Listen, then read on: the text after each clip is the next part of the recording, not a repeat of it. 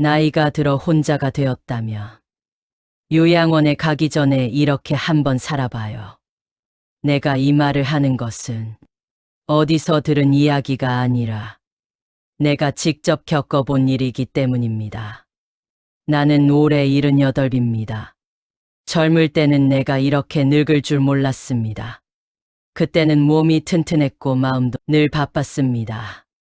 아침에 눈을 뜨면 해야 할 일이 줄줄이 떠올랐고 하루가 짧을 만큼 바쁘게 살았습니다. 가족을 먹여 살려야 했고 아이들을 키워야 했고 집안일도 돌봐야 했습니다. 그때는 피곤해도 웃으며 살았습니다. 사람은 함께 살면 힘든 것도 반이 되기 때문입니다. 그런데 세월이 흐르다 보니 어느 날 집안이 조용해지기 시작했습니다. 아이들은 하나둘씩 자기 살 길을 찾아 떠났습니다.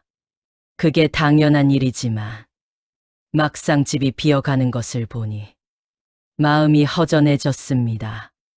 그래도 그때까지는 괜찮았습니다. 아내가 있었기 때문입니다.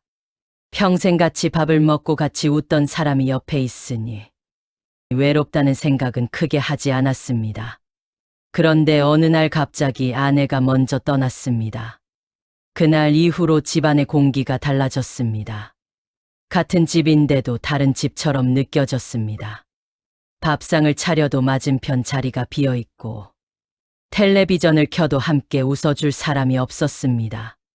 처음에는 그저 조용해서 좋다고 생각했습니다. 사람이 늙으면 조용한 것이 편하다고 하지 않습니까?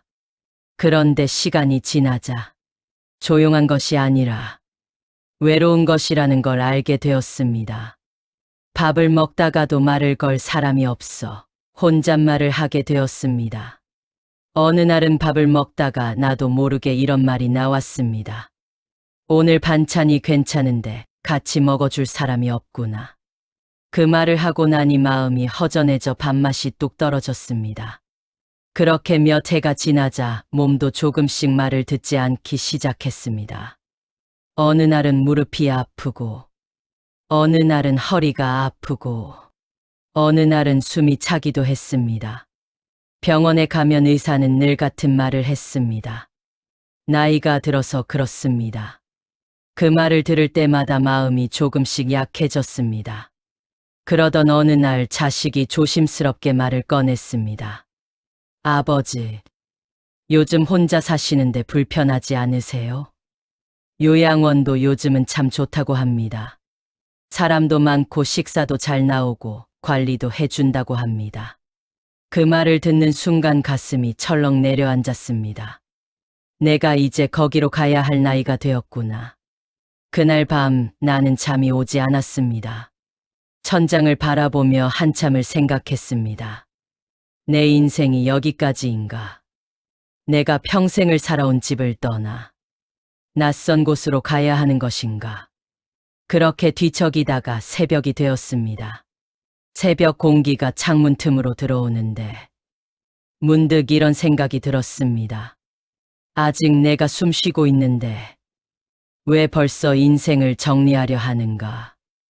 몸이 조금 아프다고 해서, 혼자 되었다고 해서 삶을 포기할 이유는 없지 않은가? 그 생각이 들자 마음이 조금 달라졌습니다. 그래서 나는 결심했습니다. 요양원에 가기 전에 내가 한번 다른 방식으로 살아보자. 다음 날 아침 눈을 뜨자마자 창문을 활짝 열었습니다. 차가운 공기가 얼굴에 닿았습니다. 그리고 혼자 이렇게 말했습니다. 야, 나는 아직 살아있구나. 그 말을 하는데 이상하게 힘이 났습니다. 그날부터 나는 작은 습관 하나를 만들었습니다. 아침마다 거울을 보고 인사를 하는 것입니다. 오늘도 나는 살아있네. 오늘도 내 하루가 있네. 그렇게 말하면 마음이 조금 밝아졌습니다. 예전에는 밥을 대충 먹었습니다. 혼자 먹는 밥이 무슨 맛이 있겠나 생각했기 때문입니다. 그런데 생각을 바꾸었습니다. 내가 살아있는 동안은 나를 위해 밥을 차려 먹자. 그래서 밥을 조금 정성껏 차리기 시작했습니다. 밥도 따뜻하게 짓고 국도 끓이고 반찬도 조금씩 만들었습니다. 처음에는 귀찮았지만 며칠 지나니 마음이 달라졌습니다. 사람은 자기 자신을 대접하기 시작하면 마음이 살아납니다. 어느 날은 공원에 나가 보기로 했습니다.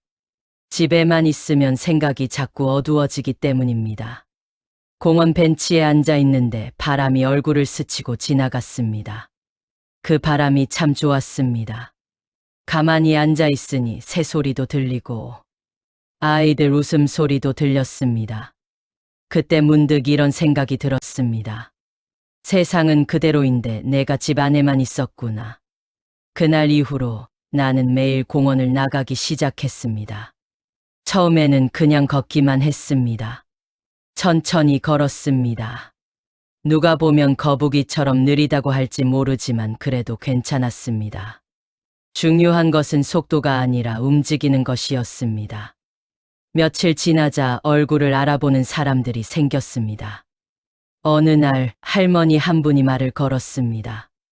이것 보세요. 혼자 사세요? 그래서 내가 웃으며 대답했습니다. 예, 혼자 삽니다. 아직은 살만하죠. 그 말을 듣고 할머니가 한참을 웃었습니다. 그때 나도 같이 웃었습니다. 오랜만에 크게 웃어본 날이었습니다. 그날 집에 돌아오는 길에 마음이 참 가벼웠습니다. 사람은 웃을 일이 있어야 사는 것 같습니다. 그 이후로 공원에 가면 인사를 하는 사람이 늘어났습니다. 누군가는 강아지를 데리고 나오고, 누군가는 천천히 운동을 하고, 누군가는 벤치에 앉아 햇볕을 쬐고 있었습니다. 다들 사는 모습은 달랐지만 한 가지는 같았습니다. 모두 나이가 들었다는 것입니다. 그런데 가만히 보니 어떤 사람은 밝게 웃으며 살고 있고, 어떤 사람은 늘 얼굴이 그늘진 것 같고, 그 차이가 무엇일까 생각해 보았습니다. 그 차이는 마음이었습니다. 몸이 조금 아픈 것은 다 비슷했습니다. 하지만 마음을 닫고 사는 사람은 더 늙어 보였고, 마음을 열고 사는 사람은 훨씬 젊어 보였습니다. 그래서 나는 또 하나 결심했습니다. 내가 먼저 말을 걸어보자. 그 다음 날 벤치에 앉아 있는 할아버지에게 말을 걸었습니다. 오늘 날씨 좋지요. 그 한마디로 이야기가 시작되었습니다. 그 할아버지는 나보다 2살 많았습니다. 둘이 한참을 이야기했습니다. 젊을 때 얘기, 아이들 얘기, 몸 아픈 이야기, 그리고 웃긴 이야기까지. 시간이 금방 지나갔습니다. 집에 돌아오면서 나는 생각했습니다. 사람은 결국 사람 속에서 살아야 하는구나. 그날 이후로 내 생활은 조금씩 달라졌습니다. 아침에는 밥을 정성껏 먹고, 낮에는 공원에 나가 사람들과 인사를 하고, 저녁에는 집에 돌아와 따뜻한 차를 마시며 하루를 정리했습니다. 그렇게 살다 보니 몸도 조금씩 달라졌습니다. 아프던 무릎도 조금 가벼워졌고, 숨도 덜 찼습니다. 물론 완전히 건강해진 것은 아닙니다. 그래도 마음이 달라지니 몸도 따라오는 것 같았습니다. 어느 날 자식이 집에 왔습니다. 아버지, 요즘 얼굴이 좋아 보이네요. 그 말을 듣고 나는 웃었습니다.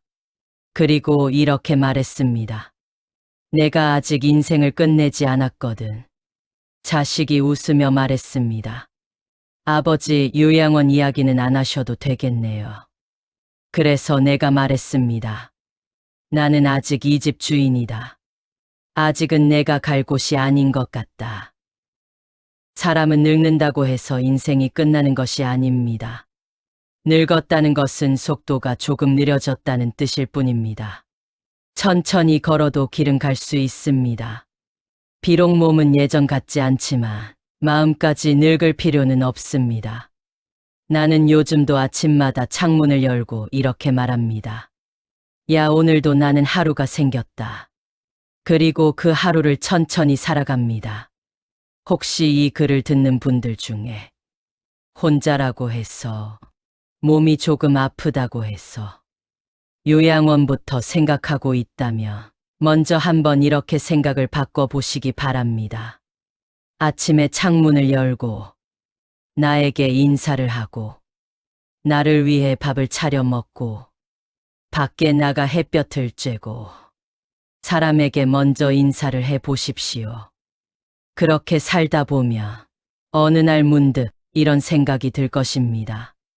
아직 내 인생이 끝나지 않았구나. 나도 아직 살아있구나. 그 생각이 드는 순간 인생은 다시 조금 따뜻해지기 시작합니다. 나는 오늘도 그렇게 살아가고 있습니다. 천천히. 그리고 웃으면서 말입니다. 혼자라고 생각하지 말고 나는 내 마음과 함께 살고 있다고. 이렇게 생각을 바꾸세요.